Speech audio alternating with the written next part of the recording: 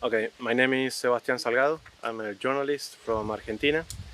I just arrived here in Lugansk a week ago, trying to understand what has been happening in this part of the world since 2014, actually.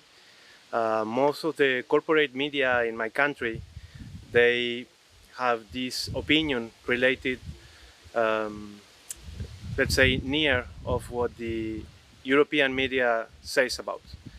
So they talk about Putin's war, they talk about the aggression of the Russian Federation against Ukrainian people, and a lot of journalists from my country understand that is not true.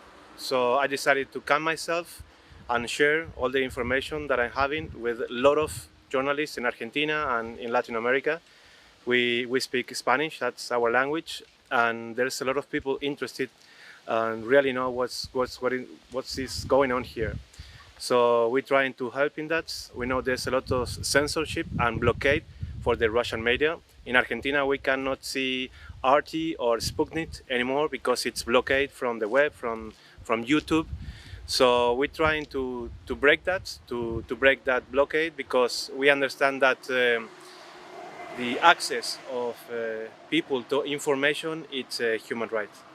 And the first Argentinian journalist that decided to come to Lugansk and Donetsk and not to Kiev. It's like thousands, or not thousands, but hundreds of Argentinian journalists that went to Kiev and tell that part of the story, trying to show that the aggressions only start in 2022. We know that that is not true. We know that in Donbass, 15,000 people have been killed. I've been into the cemeteries, I've seen the graves, I've seen the aggression of Ukraine against the people of Donbass. I see the fascist government that Zelensky is ruling, that doesn't care about human life. You can see it's the Ukrainian government showing rockets and missiles through a nuclear installations in the last few days, shooting against their own prisoners of war. So they don't even have the cause of a real war. What we are here, it's maybe can be the start of something even bigger. Which it's incredible. We've seen the rockets, the HIMARS made in the USA that they thrown to Al-Sheikhs. There's no military points or objectives over there, and they just trying to terrorize people to make them scared. Papasnia, there's no more city. There's nothing left. It's only 200 people, old people that they holding to their lives somehow. They don't really want to leave the place because the only life that they had is related to that area. So I think even Poposnia, it will be really hard to rebuild because there's no people and there's nothing left. There's no one stone, in the top of the other.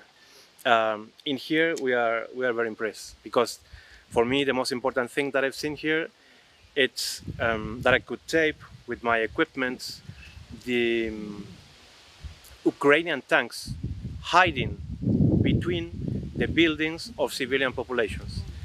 When we used to say that in Argentina, most of the journalists that belong to the corporate media say, no, that's allowed. How can a Ukrainian tank can hide between civilian people? Now we've seen it. Now we tape it. Now we show it to the people. So that's a really good experience for us. And we also find like the shells of the Javelin missile that didn't explode, showing that it's made in the USA. So for Ukraine, it's obvious that it was no need to be part of the NATO to use US weapons. They are using it since long ago. And as an Argentinian citizen, from South America, we know a lot about that because we have a couple of big islands that are occupied for the British Empire, and there's a NATO base over there. So part of my country, it's already occupied by a NATO base. They have nuclear submarines over there. So we know what this is like. And somehow from the group of journalists that I represent, we are, believe me, quite a lot, but we do not belong to the corporate media in Latin America.